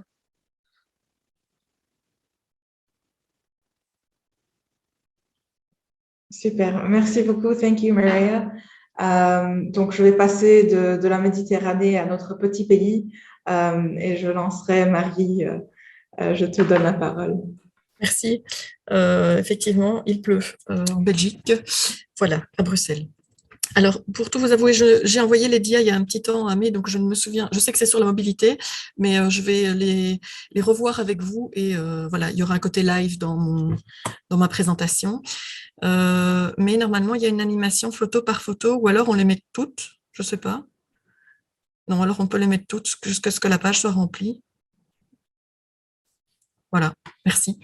Donc, ce que je voulais vous partager, c'est la dimension mobilité qu'on a fait aux Cliniques de l'Europe avec notre groupe Green Europe, qui est le groupe de travail qui met en avant les bonnes pratiques éco-responsables. Donc, une des premières choses qu'on a fait pour la mobilité, on s'est inscrit en janvier au Bike Project, la promo 2022. Donc, c'est une initiative qui est soutenue par Bruxelles Environnement, financée par Bruxelles Environnement, animée par ProVélo. Chaque année, il y a un prestataire qui est identifié. Cette année, c'est ProVélo. Et donc, il y a tout un accompagnement pendant les 10 mois de l'année sur cette mise en selle et cette sensibilisation des collaborateurs au vélo. Donc, ce que vous voyez en haut à gauche, c'est un cours théorique où on revoit le code de la route, mais pas évidemment le code de la route automobile, mais vraiment tout ce qui est spécifique au vélo. Est-ce qu'il est bien d'arriver et d'amorcer en rond-point dans telle position par rapport à la voie ou dans une autre, à quoi faut-il faire attention? Et donc, c'est vraiment pour rassurer les gens. Il y a beaucoup de personnes qui ne prennent pas le vélo aujourd'hui parce qu'ils ont peur, ils se sentent en insécurité. Grâce à cette formation, on rassure vraiment sur les bonnes pratiques et comment être en sécurité en ville dans un trafic qui est animé. Donc là, on avait jusqu'à presque 60 participants pour ce cours. Et ensuite, ces personnes, c'est la photo qu'on voit en haut à droite, ont pu tester un vélo pendant 10 jours. Donc, on a pu choisir un vélo électrique, pliable, classique, Qu'est-ce qu'il y avait encore? Des vélos avec des remorques pour enfants. Et il y avait un speed pedelec, donc les vélos qui vont au-dessus de 25 km/h, avec une plaque d'immatriculation. Donc là, il y en avait un seul à prêter parce que c'est des vélos d'une grande valeur. Vous m'interrompez quand vous avez des questions.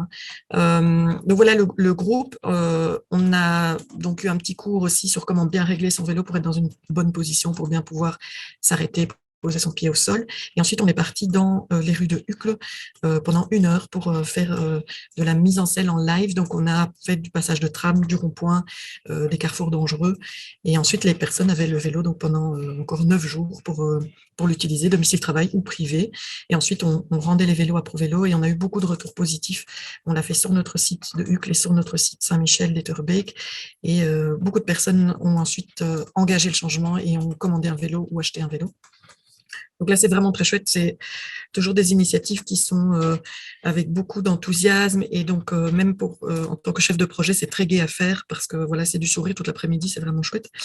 En bas à gauche, on a organisé avec un magasin de vélo un atelier de réparation. Donc, on apprend à changer une roue, on apprend les petits réglages de base. C'est pour dire aussi que toutes ces initiatives, on essaie de toujours les faire avec un sponsor ou des subsides. Donc, on est tous dans des difficultés financières depuis le Covid. Et donc, on n'a pas forcément du budget pour faire de la mobilité, mais le Bike Project, c'est gratuit. C'est un accompagnement offert. Le cours de réparation vélo, c'est offert par un magasin de vélo qui se trouve juste à côté de notre hôpital et donc qui a pu en profiter pour faire sa publicité. Donc, c'était gagnant-gagnant. On a aussi organisé le jour de la journée mondiale du vélo un petit déjeuner.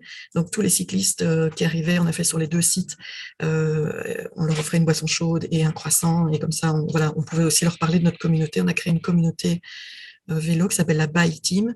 Et donc, les gens peuvent nous rejoindre et on partage des bonnes astuces et on prend l'avis aussi de la communauté lorsque, par exemple, on réaménage un parking. On peut prendre la slide suivante, mais s'il te plaît.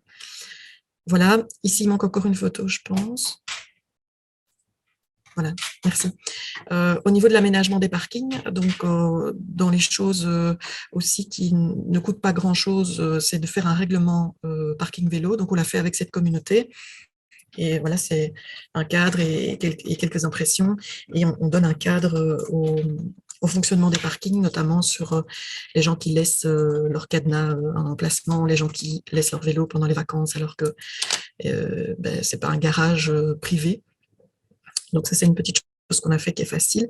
La photo du milieu, c'est des bornes de réparation. Donc, là aussi, c'est une bonne borne de réparation. Ça coûte 700 € pièce. Donc, on essaye de le faire financer par soit des autorités locales, soit par un magasin de vélo qui pourra poser son logo. À droite, on voit le nouveau parking vélo qu'on a conçu, qui est pour l'instant en cours de demande de financement à la Fondation Roi-Baudouin. Donc, il faut savoir que sur la ville de Bruxelles, ils veulent vraiment pousser le vélo. Et donc, chaque dossier peut avoir jusqu'à 1 million € de subsides pour son parking vélo. Donc, on n'est pas en concurrence l'un l'autre. Si moi, je fais un dossier, que Erasmus fait un dossier, on ne va pas devoir partager la poire en deux. C'est vraiment chaque dossier qui peut avoir cette somme. Donc, c'est vraiment intéressant. Il faut profiter de cette vague où la ville veut changer parce que du coup, elle met vraiment les moyens. Et le panneau qu'on voit en bas, c'est un panneau qu'on peut voir chez Deleuze où il remercie les personnes de venir à vélo. Donc là aussi, on va faire un panneau de ce type-là dans nos 4 parkings vélo, mais on ne le finance pas. On va mettre aussi le sponsor d'un magasin de vélo qui est proche d'un autre magasin.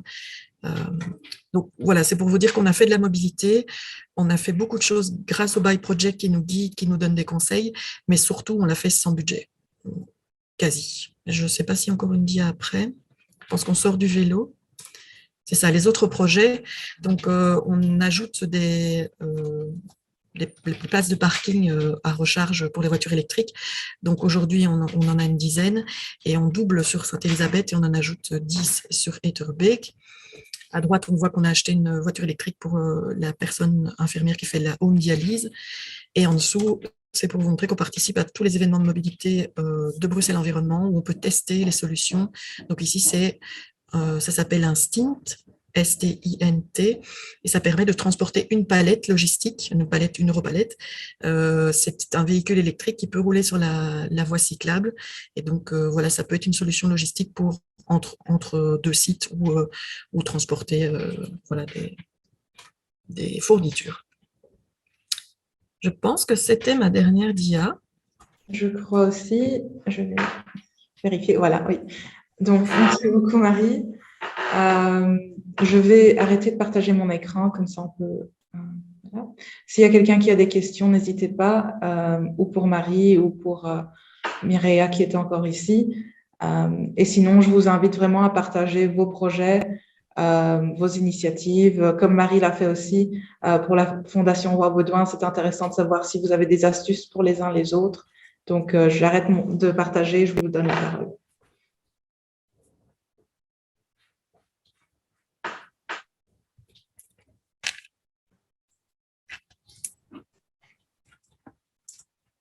Je sais que Benoît est en ligne. Donc, Benoît est à Saint-Luc, moi, clinique de l'Europe, et Marie-Pierre Saint-Pierre-Ottigny. Donc, on est ensemble dans le même réseau et on essaye tous ensemble d'avancer dans les bonnes pratiques éco-responsables. Donc, je pense, Benoît, si tu veux peut-être partager aussi ce que tu fais, par exemple, en ayant une flotte de vélos que tu prêtes systématiquement pour faire la mise en selle, on va dire, en continu. Le problème avec le Buy Project, c'est que c'est une seule fois. On ne peut s'y inscrire qu'une fois et ensuite, ils laissent d'autres entreprises en bénéficier. Et donc, moi, je sais que l'année prochaine, pour mettre des gens en selle, je n'aurai plus de vélo à prêter. Donc, je vais peut-être devoir faire quelque chose comme fait Benoît, mais je ne sais pas si il est disponible pour nous en parler. Oui, vous m'entendez bien? Oui. Oui. Voilà, j'ai pas la caméra, je suis avec un ordinateur fixe, mais donc je peux vous parler. Donc, effectivement, nous, on avait mené le même projet, donc le Bike Project, une autre année. Et on avait eu aussi un grand succès, donc les personnes ne voulaient plus rendre les vélos et plusieurs personnes avaient acheté un vélo suite à cette action. Et donc nous, on avait réfléchi à pouvoir, entre guillemets, faire la même chose, mais dans l'entreprise, donc faire notre propre Bike Project pour que les personnes puissent continuer à tester des vélos électriques ou des vélos simples, hein, mais dans le cas qui nous intéressait, c'était surtout des vélos électriques. Et donc on a mis en place une flotte de vélos d'entreprise, donc on a acheté des vélos, une trentaine, et on a créé le projet nous-mêmes. Et donc, ces vélos étaient à disposition du personnel pour pouvoir tester le trajet domicile-travail sur une période d'1 mois, pour que ce soit vraiment représentatif des conditions générales que rencontre un cycliste pendant l'année. Et donc, on a fait un contrat, on a mis tout ça en place. Et donc, ça a très, très, très bien fonctionné. Les personnes ont beaucoup utilisé les vélos. Et donc là, on arrive en fin de vie opérationnelle des vélos. Et donc, on va demander une offre pour une reprise de ces vélos-là. Et alors, on aimerait continuer, mais on doit juste réfléchir à un autre mode opératoire parce qu'au fait, il y a des gros travaux chez nous et donc, on n'a plus l'espace pour pouvoir stocker nous-mêmes les vélos dans un parking qu'on avait imaginé pour ça. Et donc, on va devoir travailler avec un partenaire qui veut bien mettre à disposition des vélos pour notre personnel, mais qui ferait lui-même ce travail d'amener des vélos quand des vélos partent et de reprendre des vélos quand des vélos sont de retour. Donc, on est en train de réfléchir à une nouvelle formule bis, j'ai envie de dire, qui permettra de continuer ce projet, mais sans avoir à stocker nous-mêmes, à avoir un parking dédié aux vélos des cliniques. Donc, voilà ce que je peux résumer. Si vous avez d'autres questions, n'hésitez pas.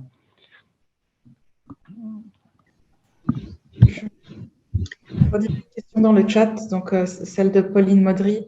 De Namur, oui. Qui demande pour le vélo en leasing.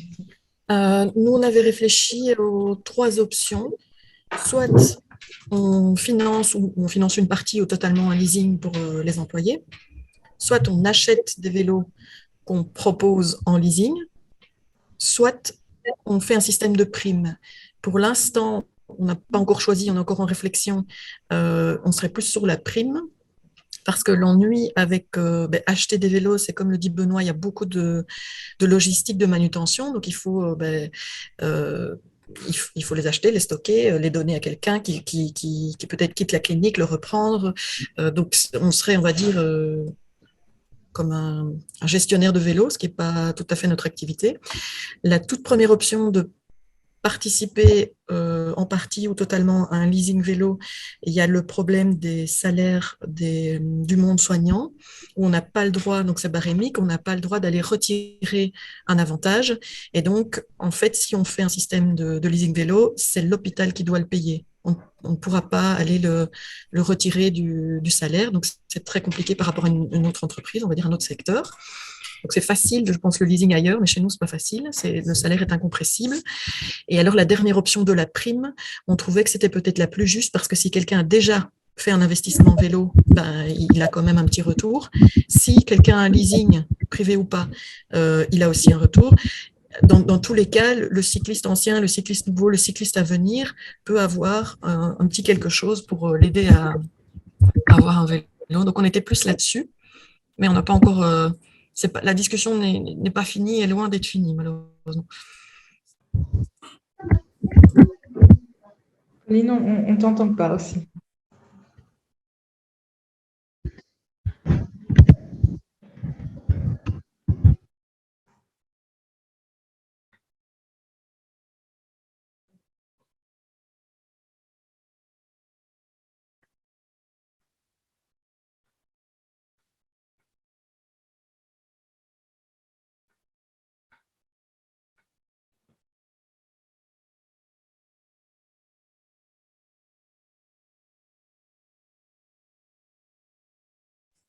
Oui, est-ce que quelqu'un dans l'Assemblée a fait du leasing et que ça fonctionne et que tout le monde est content ou...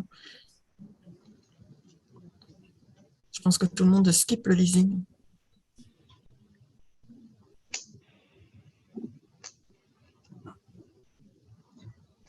On dirait que non. On dirait que non, oui.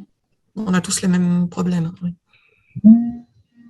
Je parle sous le contrôle de Benoît par rapport à Saint-Luc, mais au niveau du leasing, c'est pas si facile que ça. Et au niveau de la prime non plus. Pour des raisons fiscales ou des... Enfin, voilà, c'est pas simple. On essaye aussi, mais c'est pas simple. Oui, pour compléter, je peux dire en effet qu'avec tous les règlements qu'il y a au niveau de la commission paritaire 330, à laquelle on est soumis, il y a parfois des choses qu'on n'a pas pu faire. Par exemple, à un moment donné, on avait aussi cherché à pouvoir profiter de la prime de fin d'année qui est donnée au personnel, par exemple. Donc, d'autres hôpitaux, d'autres secteurs peuvent utiliser la partie ONSS de la prime de fin d'année, donc récupérer tout ce montant-là et l'investir dans l'achat d'un vélo, par exemple. Et donc, ça permet au personnel d'acquérir un vélo avec un prix très bas. Et l'employeur, lui, n'investit pas un sou de plus. C'est vraiment la partie ONSS qui est récupérée. Nous, on a travaillé pendant presque un an avec un partenaire spécialisé pour pouvoir mettre ça en place, pour aboutir à la conclusion qu'en raison de la commission paritaire 330 et toute une série de règles liées à ça, on ne pouvait pas le faire chez nous. Donc voilà, il y a des choses parfois, oui, qui sont d'un point de vue, voilà, règlement, etc., aujourd'hui ne permettent pas d'aboutir. Alors voilà, ça ne veut pas dire qu'il faut arrêter, il faut chercher, continuer à voir si à un moment donné on peut changer même ces aspects-là dans les commissions, parce qu'aujourd'hui, le politique, la région sont vraiment en train de pousser pour que le vélo, pour que la mobilité douce soit favorisée. Donc je pense que c'est le bon moment pour pouvoir changer peut-être des gros textes comme ceux-là qui ont été bien pensés au début pour d'autres aspects, mais qui, dans cet aspect-là précis aujourd'hui, nous invalident dans quelques initiatives qu'on a, quoi. Et pour le leasing vélo, c'est vrai que nous, on est sur un prêt, donc pour le personnel, on est plutôt sur un système de prêt. Donc pour le personnel, c'est gratuit de tester des vélos. Mais c'est vrai que du côté des personnes qui ont un véhicule en leasing, je sais que là, mais moi, j'ai pas toutes les données, mais notre fleet manager, elle, pourrait peut-être le savoir. Ils ont aussi la possibilité de combiner ou de substituer le véhicule en leasing par un vélo en leasing. Mais je ne sais pas très bien quelles sont toutes les conditions derrière. Voilà. Merci beaucoup. Je vois aussi qu'il y avait une question de Hanan. Tant qu'on a Maria-José ici avec nous, je la pose. Donc, Maria-José avait la question, selon votre expérience, elle est dans le chat si jamais aussi, quelles sont les astuces pour réussir la campagne de sensibilisation afin de faire adhérer le maximum de personnel? Nous avons utilisé plusieurs techniques. La plus importante, c'est la partie visuelle. On avait développé des posters, des affiches qu'on avait introduits dans les escaliers, par exemple. Dans chaque marche d'escalier, on mettait juste un petit panneau pour que tout le personnel sanitaire soit obligé de le lire. Parce que aussi, on a une campagne pour empêcher les personnels sanitaires et tous les patients pour utiliser l'ascenseur. C'est plutôt pour promouvoir les escaliers que tout le monde utilise les escaliers. Donc, du coup, on avait mis des petites affiches collées aux marches de chaque escalier. Et aussi, on utilise toujours le réseau interne. Et on envoie des notifications aux chefs de service à travers de la direction. Et le chef de service, à chaque réunion de son service, est obligé, on peut dire, de communiquer à toute son équipe toutes les nouvelles par rapport à tout ce que c'est les actions de développement durable. Et bien sûr, la sensibilisation qui marche très bien, c'est à partir du comité. Du moment qu'on a créé le comité de développement durable, ces gens-là sont censés continuer la sensibilisation et parler de tout ce qu'on a parlé dans les réunions de comité. Mais c'est vrai que ce qui marche très bien, c'est la partie visuelle. On met des affiches partout l'hôpital en parlant de la campagne qu'on est en train de mener à ce moment. C'est plutôt ça. Et aussi, on a un système interne de communication qui s'appelle Infonet et qui marche très bien, dont on a créé avec le Infonet un système d'alerte. Donc, du moment qu'il y a des gens du personnel démarrent son ordinateur, il apparaît l'annonce. Je ne sais pas si je peux, sinon je ne peux pas.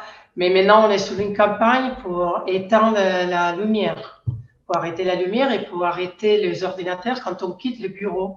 Alors, du coup, quand on démarre et quand on arrête l'ordinateur, il y a une petite affiche qui saute sous l'écran pour appeler à la personne d'éteindre son ordinateur. C'est juste des petites astuces qu'on utilise. Merci beaucoup, Maria. José, je ne sais pas si quelqu'un veut rebondir là-dessus. Je vois qu'Anne dit déjà merci, donc je transmets. J'ai une question, Maria. José, c'est quand que le petit pop-up arrive? C'est à partir du moment où l'écran ne bouge plus ou quand elle va sur le Windows et qu'elle commence à choisir arrêter, démarrer, fermer la session? C'est quand elle s'approche de ça? Comment est-ce que tu sais que la personne va partir? Et c'est d'abord quand on allume l'ordinateur qui saute, et puis quand il se met en veille. Ça veut dire du moment qu'il reste, je crois qu'on avait décidé 2 minutes sans les toucher, on assume qu'il va arrêter de travailler, la personne, et ça s'allume le pop-up. C'est pas génial, on a essayé de différentes méthodes, mais on n'a pas trouvé encore avec les informaticiens qui nous mettent les pop-up juste quand on est parce qu'on voulait dire, OK, au moment qu'on décide d'arrêter la séance, on voulait qu'il sorte le pop-up. Mais ils nous ont dit que non, c'est pas possible. Parce qu'on dit pas seulement d'arrêter l'ordinateur, sinon d'éteindre les lumières du bureau et d'arrêter les lumières et l'imprimante. Et s'il s'agit du personnel médical, d'arrêter je sais pas, les X-ray ou n'importe quel autre appareil biotechnologie qui est dans ce bureau. Mais on a toujours des difficultés avec les départements d'informatique. Donc, du moment qu'ils se mettent en veille, ils sortent le pop. C'est dommage que je ne l'ai pas sur l'écran, sinon je pourrais le partager avec vous tous. C'est assez original. Mais comme mon ordinateur est en fonctionnement, je ne peux pas les voir.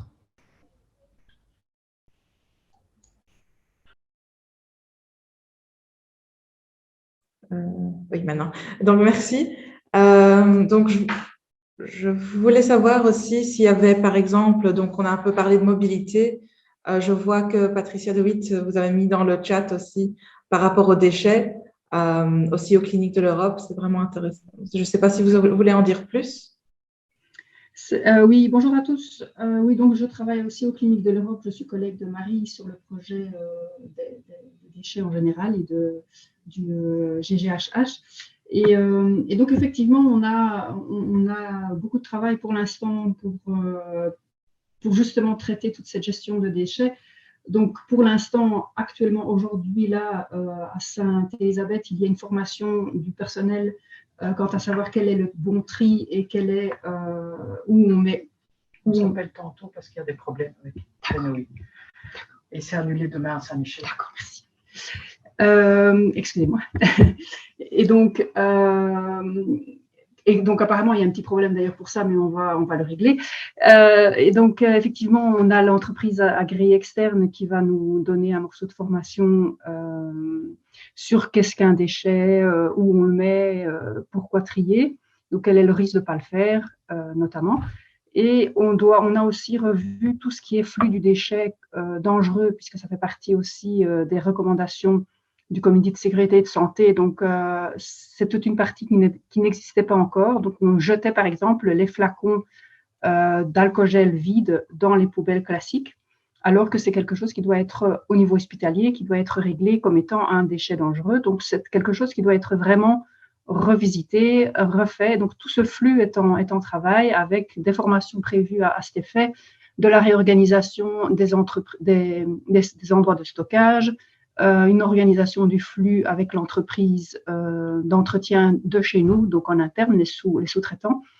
Donc, c'est vraiment un gros travail qui engage beaucoup de monde et Marie est une collègue au projet en base avec Renewi, donc notre entreprise agréée de la gestion des déchets. Et on travaille avec le comité FMS dont je fais partie pour un quart temps. Donc, c'est tout ce qui est commission de la gestion des infrastructures au niveau sécuritaire. Et donc, on est encore dans l'amélioration pour l'instant. Donc, on a starté tout ça parce que ça n'existait pas encore tout à fait. Donc, tout ça est à adapter. Donc, ça va aussi diminuer notre empreinte carbone puisqu'on va diminuer le nombre de déchets PMD, entre guillemets, non, pour pouvoir les réassortir à l'endroit où il faut, comme il faut, avec un évitement de produits dangereux partout qui sont jetés dans les poubelles classiques. Merci pour la clarification. Je laisse. Il y a quelqu'un qui veut poser une question. J'ai une question par rapport à notre groupe et la force qu'on pourrait utiliser. Alors, je sais qu'on s'est mis ensemble pour avancer sur les 3 thèmes et rester là-dessus. Mais le fait qu'on soit 6 et plus ensemble, comme disait Benoît, il y a peut-être des choses qu'on peut demander dans notre statut. Est-ce qu'on ferait des points de temps en temps pour écrire un courrier tous ensemble au nom du GGHH ou au nom de 6 hôpitaux pour faire des demandes, par exemple, comme on mentionnait dans le cadre du vélo, où on est empêché de faire des initiatives et de demander que les documents changent. Alors, je sais que ça sort de ce qu'on est censé faire cette année, mais ce serait chouette qu'on puisse aussi faire ça. Non, absolument. Utiliser la force, quoi. Oui, non, absolument. Et on est en réflexion maintenant avec la COCOM pour une phase 2, pour vraiment plus utiliser cette force à 6, ou même l'étendre. Donc, passer de regarder ces 3 choses et de faire l'analyse, mais aussi regarder comment on peut utiliser la force pour créer un changement. Et il y a effectivement aussi une réflexion avec l'UNESA et possiblement Santea. Mais c'est encore beaucoup trop tôt pour en parler, mais c'est vraiment quelque chose qu'on souhaite faire parce que passer par les acteurs qui sont les plus relevant, on va dire, c'est ce qu'il faut faire et c'est comme ça qu'on peut vraiment faire bouger les choses.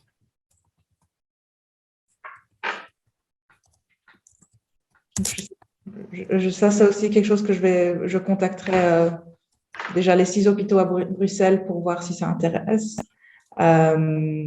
et en parler plus concrètement dans les mois à venir ou même les semaines.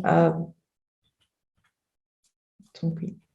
Donc, dernière chose avant de vraiment, parce qu'on arrive bientôt à midi, je voulais savoir s'il y avait par rapport des actions plutôt axées sur l'infrastructure. Et j'ai aussi ma collègue Katia, qui n'est pas là aujourd'hui, mais qui a été là lors de la formation en personne aux cliniques de l'Europe, qui demandait s'il y avait des hôpitaux en Belgique qui s'intéressaient aux LEDs, donc les ampoules LED, parce qu'ils cherchent à faire un projet là-dessus. Mais donc, juste déjà savoir s'il y a des actions là-dessus ou un intérêt. Bruno, tu veux répondre à cette question? Si tu es avec nous.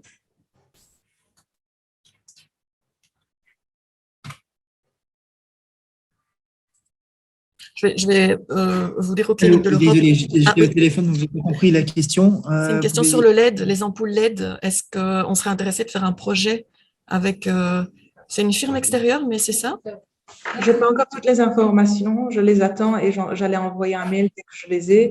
Mais je crois qu'effectivement, il y a une firme externe qui, je regarde le message, donc il s'appelle Clean Lighting Procurement Specification et il voudrait savoir s'il y a des hôpitaux qui étaient intéressés dans le sujet, savoir les barrières, les limites à mettre en place ce genre d'action et quels sont les critères en question d'approvisionnement nécessaires pour mettre en place ces projets. Oui, on peut toujours les rencontrer pour voir au niveau budgétaire qu'est-ce que ça signifie pour essayer de nous aider à faire un sorte de plan d'action pour faire un relighting complet. Parce que maintenant, on le fait à fur et à mesure quand l'occasion se présente, mais on n'a pas vraiment un plan d'action ciblé pour qu'en X temps, on ait terminé de faire tout l'hôpital. Je note Marie-France. Par contre, il y a déjà aussi dans les endroits qui sont peu utilisés, les lumières qui ne s'allument que quand il y a passage. Hein. Donc dans les couloirs aussi, si je me trompe, Bruno, il y a tout ça qui est déjà prévu. Ce n'est pas forcément du LED partout, mais ça diminue le nombre d'éclairages quand il n'est pas utile. Oui, Bruno, tu me confirmes? Je confirme, donc effectivement, on fait quand c'est possible, mais effectivement, il y a les différentes parties du bâtiment et leurs différents âges. Et donc, parfois, c'est facile de dire, oui, on met juste quelques détecteurs de mouvement parce que c'est un couloir et donc on sait détecter toute la zone. Mais dire, oui, on va automatiquement éteindre toutes les consultations après les heures, c'est de la domotique. Et dans les vieilles parties du bâtiment, c'est pas facile à intégrer avec l'installation existante, à part de retirer du câble, mais alors ça coûte plus cher en câble que ce qu'on épargne en énergie, même avec les coûts d'énergie actuels. Donc oui, c'est un peu du cas par cas, vu l'âge du bâtiment. D'accord. Je sais qu'il y a certains, donc je vois que Marie a partagé le document, le pop-up, mais je sais qu'il y a certains, donc on parlait ici avec les bâtiments existants, c'est pas toujours facile. Je sais qu'il y a certains d'entre vous qui ont des bâtiments en construction, notamment Saint-Luc, mais aussi Charleroi. Donc je ne sais pas si c'était une réflexion que vous avez eue.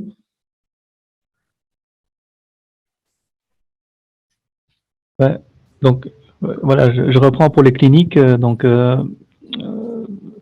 Bon, j'ai vu que Charles de Bugey justement a quitté la région à 11h30. C'est lui qui a tous les gros projets qui sont en cours en construction. Lui a beaucoup d'infos là-dessus. Je sais que beaucoup de choses sont analysées, sont en tout cas reprises dans les cahiers de charges et les projets des bâtiments qui sont en construction. Donc, j'imagine qu'il y a déjà beaucoup de LED, beaucoup de technologies de dernière génération qui sont considérées. Mais pour les bâtiments existants, c'est vrai que comme disait Bruno, on est plutôt sur nous, chaque fois qu'il y a un chantier, une rénovation, une zone qu'on travaille, là, alors on en profite pour changer l'éclairage, pour mettre du LED, etc. Donc il y a déjà beaucoup. Par exemple, le parking Odyssée, qui est le dernier bâtiment, le dernier parking qu'on a construit, était entièrement équipé en LED, par exemple. Donc oui, c'est toujours des informations intéressantes, c'est toujours s'ils ont une présentation, s'ils ont un mail type à envoyer où on peut voir ce qu'ils proposent, comment ça fonctionne, ce qui les intéresse. Moi, je peux toujours cascader l'information vers notre responsable électricité, etc. Toujours bon d'avoir ce genre d'informations. Mais c'est vrai que pour les bâtiments en cours de construction, pour les projets IRA2, IPI, Agenda 25, là, il faudrait plutôt faire passer l'information vers soit Audrey Simon chez nous, ou eux auront vraiment des informations tout à fait à jour. Voilà. D'accord, merci. Donc, je vois aussi que Pauline, donc, vu qu'elle a le problème de micro, c'est super d'avoir des chiffres aussi. Mais je crois que ce que je vais faire, c'est que une fois que j'ai des informations de ma collègue, je pourrais reprendre la liste des personnes qui ont été présentes aujourd'hui et vous faire part de l'information. Donc, je vois que Michael a été aussi là, il a fait partie du projet dont Mireille a parlé. Donc, merci d'être là. Au revoir.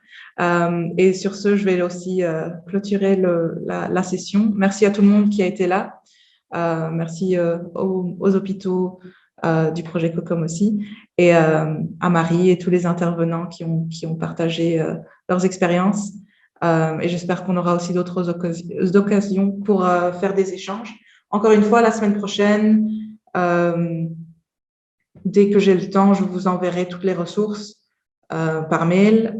Et pour ceux qui n'ont pas été là, ou si vous avez des collègues qui n'ont pas pu venir et qui veulent l'enregistrement, je pourrai le partager aussi. Là, ça sera plutôt par demande parce que c'est quand même un fichier conséquent, donc je l'enverrai quand nécessaire.